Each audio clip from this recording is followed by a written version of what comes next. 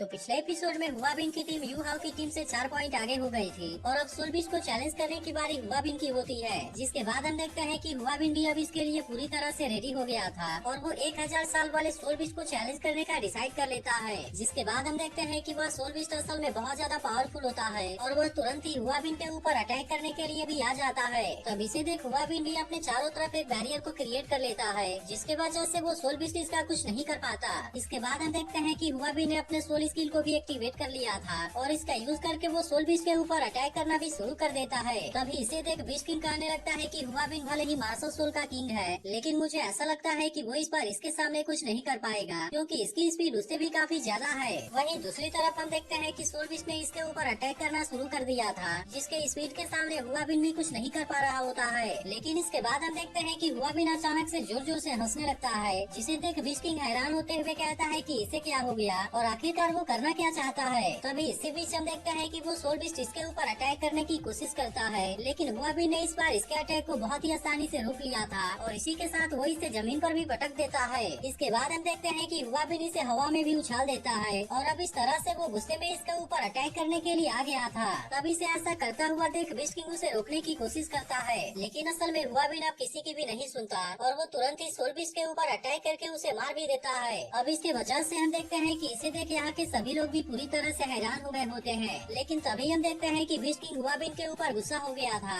और फिर वो हुआबिन से कहता है कि मैंने तो तुम्हें रुक जाने के लिए कहा, लेकिन क्या तुम्हें इसके बारे में सुनाई नहीं दिया। तब इस पर हुआबिन उससे कहता है कि सोल मास्टर और सोलबिश के बीच की फाइट लाइफ और डेथ बैटल होती है और इसीलिए मैंने फुल मार्क पाने के लिए वांग के द्वारा किए गए गलती को नहीं दोहराया। अब इतनी बात कहने के बाद वो उससे कहता है कि मैं इसका कंपनसेशन देने के लिए रेडी हूँ। तब इसकी ऐसी बात सुनकर बीच किंग को इसके ऊपर और भी ज्यादा गुस्सा आता है, लेकिन तभी मास्टर यान कहता है कि हुआबिन की बात पूरी तरह से सही है, जिसके वजह से बीच किंग भी अब इसके सामने कुछ नहीं कर पाता। फिर मास्टर यान कहता है कि माइलेनियम सोलबिश को चैलेंज करने के लिए हुआबिन को 100 पॉइंट दिए जाते हैं, लेकिन असल में उस सोलबिश के पास में स्किल की कमी थी और इसीलिए उसके साथ में कॉम्बैट स्किल के बदले 45 पॉइंट दिए जाएंगे। लेकिन इसी के साथ 10 दिनों के अंदर हुआबिन को इसका कंपनसेशन भी देना होगा, नहीं तो फिर इसके वजह से उसके कोर डिसाइपल का टाइटल भी कैंसिल कर दिया जाएगा। अब इस तरह से हम देखते हैं कि इसके बदले हुआबिन को 145 पॉइंट दिए जाते हैं। अब इसके वजह से हम देखते हैं कि बुजू काफी खुश हो जाती है और फिर वो कहने लगती है कि हुआबिन ने तो एकेडमिक अपग्रेडिंग असेसमेंट के न्यू रिकॉर्ड को भी तोड़ दिया और अब तो ऐसा लगता है कि यू हाउ की टीम हार जाएगी। वहीं दूसरी तरफ एल्दिया भी टीचर जमा से कहती है कि मैंने हुआबिन को यहाँ का टॉप स्टूडेंट बना दिया है। वहीं अब हुआबिन के टीम का टोटल स्कोर 355 हो गया था, जबकि सियाओ और वांग के स्कोर को मिलाकर इनके पास में टोटल 206 पॉइंट हुए थे और अब इसीलिए उनसे जीतने के लिए इनको किसी भी तरह से 150 पॉइंट को हासिल करना होगा। तब इसके बारे में सुनकर सियाओ कहती है कि अभी तक किसी को भी फुल स्कोर नहीं मिला और इसीलिए क्या सच में हम हारने वाले हैं। वहीं दूसरी तरफ हम देखते हैं कि हुआबिन भी अब इनका मजाक उड़ाना शुरू कर देता है, लेकिन अब यहाँ पर सोलबिश को चैलेंज करने की बारी यू हाउ की आ गई थी, जिसके बाद वो डिसाइड करता है कि वो किसी भी तरह से फुल स्कोर को हासिल जरूर करेगा। वहीं चियान मास्टर यान से कहता है कि तुम्हारा मार्शल सोल ब्रांच तो काफी रेबेलियस है। तब इस पर मास्टर यान कहता है कि श्री स्कूल का मोटो स्ट्रेंज स्टूडेंट को कल्टीवेट करना है और वैसे भी तो उसके पास में इतनी कम एज में इतनी स्ट्रॉन्ग कल्टीवेशन बेस है, जिसकी वजह से अगर उसे सही तरीके से गाइड किया जाए तो वो फ्यूचर में बहुत ज्यादा पावरफुल बनेगा। तब इस पर चियान उससे कहता है अगर तुम हुआबिन के बारे में इतना ज्यादा सोचते हो तो फिर मैं भी यू हाउ को बहुत ही शानदार तरीके से ट्रेन करूंगा और इस तरह से यहाँ पर हर कोई खुश होगा।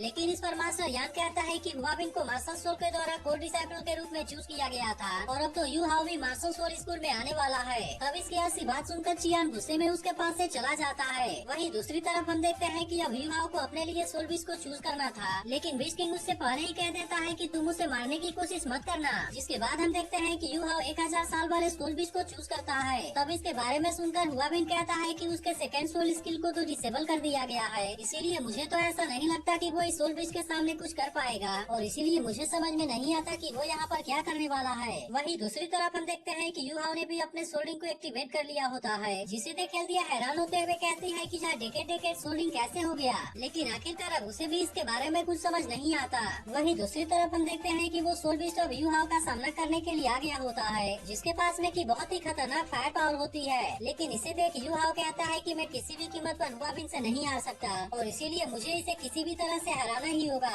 अब इस तरह से हम देखते हैं कि वो इसका सामना करने के लिए पूरी तरह से रेडी हो जाता है और वो इसके लिए अपने आइस पावर का यूज करने लगता है। तभी इसी बीच हम देखते हैं कि वो सोलबिश तुरंत अपने फायर पावर का यूज करके इसके ऊपर अटैक कर देता है, जिसे देखते ही सभी लोग पूरी तरह से हैरान हो गए थे और इनको ऐसा लग रहा था कि कहीं इसमें यू हाउ बहुत ही बुरे तरीके से इंजर्ड ना हो जाए। लेकिन तभी हम देखते हैं कि यू हाउ को इसमें कुछ भी नहीं हुआ था और उसने बिंगबिंग के दिए हुए सोल स्किल का यूज करके अपने आप को बहुत ही आसानी से बचा लिया होता है। अब इस तरह से हम देखते हैं कि यू हाउ यहाँ पर इसके आइस पावर का यूज करना शुरू कर देता है, जिसकी वजह से वह सोल बीस्ट भी अब इसके सामने कुछ नहीं कर पाता और अब इसके आइस पावर के जलवे को देख सभी लोग पूरी तरह से हैरान हो गए होते हैं। वहीं दूसरी तरफ हम देखते हैं कि यू हाउ अपने आइस पावर का सोल बीस्ट के ऊपर बहुत ही खतरनाक तरीके से यूज करने लगा था, जिसके वजह से सोल बीस्ट भी अब उसके सामने कुछ नहीं कर पा रहा था और यू हाउ अपने आइस पावर का यूज करके इसे बहुत ही बुरी तरह से फ्रीज कर देता है। लेकिन इसी के साथ हम देखते हैं कि यू हाउ इसे कुछ देर के बाद छोड़ ही देता है, जहाँ इसके पावर के वजह से वह सोल बीस्ट भी काफी डर गया था और वो तुरंत यहाँ से भागकर खुद ही अंदर चला जाता है। जिसके बाद हम देखते हैं कि टीचर जमा इस बात से बहुत ज्यादा खुश हो गई होती है, जबकि एल्डिया को अपने आंखों के ऊपर यकीन ही नहीं होता कि आखिरकार यह कैसे हो गया। वहीं हुआ भी कहने लगता है कि यू हाउ ने तो उसके ऊपर बिल्कुल भी अटैक नहीं किया और उसने तो केवल फायरलाइन को डराकर यहाँ से भगा दिया। अब इसके वजह से हम देखते हैं कि वो भी इसके सोल्डिंग के वजह से काफी परेशान होता है। वहीं दूसरी तरफ हम देखते हैं कि बिंगबिंग अब एक बहुत ही क्यूट से आकार में चेंज हो गई होती है, जिसे देख के यानमेंग उसकी तारीफ करते हुए कहता है कि तुम तो सच में बहुत ही कोल्ड हो और तुम्हारी यही बात मैं सबसे ज्यादा पसंद करता हूँ। लेकिन इसकी बात सुनकर बिंगबिंग उससे दूर फेंक देती है और फिर उससे कहती है कि मैं तो माइलेनियम सोल्विस को भी नहीं मार पाई। लेकिन इसके बाद भी हम देखते हैं कि टियानमेंग उसकी तारीफ करने लगा था और फिर उसे प्रपोज करने की भी कोशिश करता है, लेकिन असल में बिंगबिंग अभी भी उसके ऊपर ध्यान नहीं देती। जिसके बाद टियानमेंग उससे कहता है कि क्या तुम थक गई हो। लेकिन अब इसके ऐसे बातों की वजह से बिंगबिंग भी काफी परेशान हो जाती है और फिर वो उसे वहीं पर उठा कर पटकने लगती है।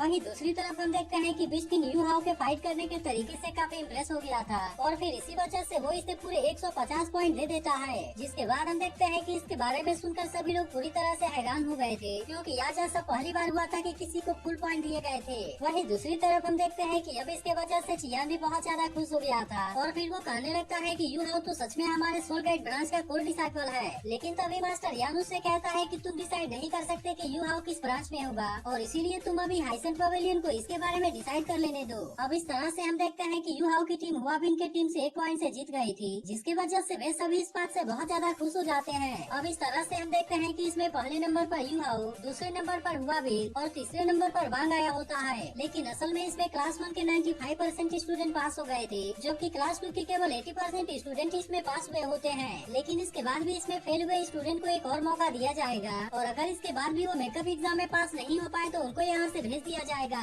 इसके बाद हम देखते हैं कि हुआबिन अपने दोस्तों के साथ में यहाँ से जाने लगता है, लेकिन तभी इसी वक्त वांग और यू हाउ उसके सामने आ जाते हैं और फिर वांग उससे कहता है कि क्या तुम यहाँ से भागना चाहते हो। वहीं दूसरी तरफ हम देखते हैं कि तेंगिया बेई और बाकी सभी स्टूडेंट भी इनको देख रहे होते हैं। जिसके बाद हम देखते हैं कि अब ना चाहते हुए भी हुआबिन को यू हाउ के सामने घुटने टेकने पड़ता है और आखिरकार उसे उसके सामने एक्सेप्ट करना पड़ता है कि मैं गलत था। लेकिन अब ऐसा करने के वजह से हुआबिन का सबके सामने बेइज्जती हो गया था और फिर इसीलिए वो गुस्से में तुरंत यहाँ से जाने लगता है। लेकिन तभी यू हाउ अपनी मदर को याद करते हुए कहने लगता है कि मम, क्या आपने इसके बारे में सुना, क्योंकि आखिरकार हुआबिन को मानना पड़ा कि वो गलत है। इसी के साथ वो अपनी मम को याद करते हुए कहता है कि यह तो केवल अभी शुरुआत है और इसीलिए आपको इतने सालों से जो दर्द मिले थे मैं उसका बदला जरूर लूंगा। वहीं दूसरी तरफ हम देखते हैं कि हुआबिन ने अब यहाँ से जाने का डिसाइड कर लिया था और इसीलिए वो अपने साथियों से कहता है कि मिस्टर मू को भी इसके बारे में बता दो। तब इसके बारे में सुनकर उसके साथी भी काफी परेशान हो जाते हैं, लेकिन इस पर हुआबिन उनसे कहता है कि तुम्हें इससे कोई मतलब नहीं है। वहीं दूसरी तरफ हम देखते हैं कि मार्शल सोल ब्रांच और सोल गाइड ब्रांच के बीच में मीटिंग शुरू हो गया था और वे यहाँ पर यू हाउ के बारे में डिस्कस करना चाहते थे।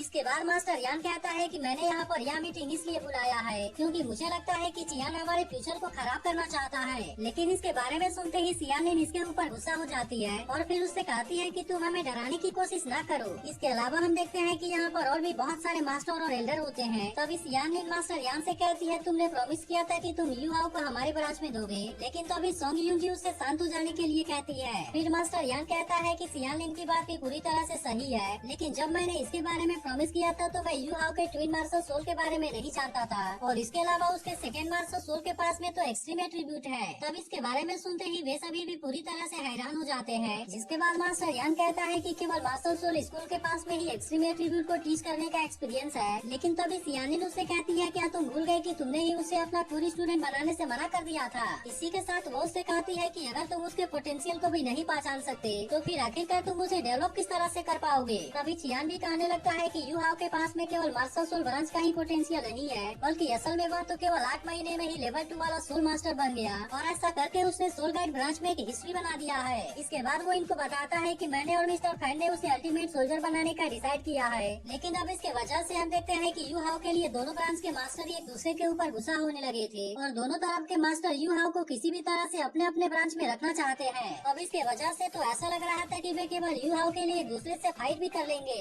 लेकिन तभी हम देखते हैं कि एक मास्टर इनको शांत हो जाने के लिए कहता है और फिर उनसे कहता है, क्या तुम्हें याद है कि श्रेक स्कूल का ओरिजिनल इंटेंशन क्या था? तब इस पर मास्टर यान कहता है कि श्रेक स्कूल केवल मॉन्स्टर को ट्रेन करता है, न कि ऑर्डिनरी लोगों को। तब इसके बारे में सुनकर वो मास्टर इनसे कहता है कि अगर ऐसा ही बात है तो फिर हम एक रियल मॉन्स्टर को क्यों नहीं कल्टीवेट करते, क्योंकि वैसे भी तो उसके पास में इतनी शानदार टैलेंट है और इसीलिए मुझे ऐसा लगता है कि उसे मास्टर सोल स्कूल और सोल गाइड ब्रांच दोनों का कोर डिसाइपल बना देना चाहिए। लेकिन अब इसके बारे में सुनते ही सभी लोग इस बात से पूरी तरह हैरान हो जाते हैं, क्योंकि आज तक तो यहाँ पर ऐसा कुछ भी नहीं हुआ था। तब इस पर वो मास्टर इनसे कहता है कि केवल इसी तरीके से हम उसे बहुत ही अच्छे से ट्रेन कर पाएंगे और अब इसीलिए चलो हम भी देखते हैं कि आखिरकार उसका टैलेंट कितनी दूर से ले जाता है। तो आज का एक्सप्लेनेशन आपको कैसा लगा इसके बारे में कमेंट करके जरूर बताना और इसी के साथ इस चैनल पर 4 लाख सब्सक्राइबर कंप्लीट करवाने के लिए आप सभी का दिल से धन्यवाद।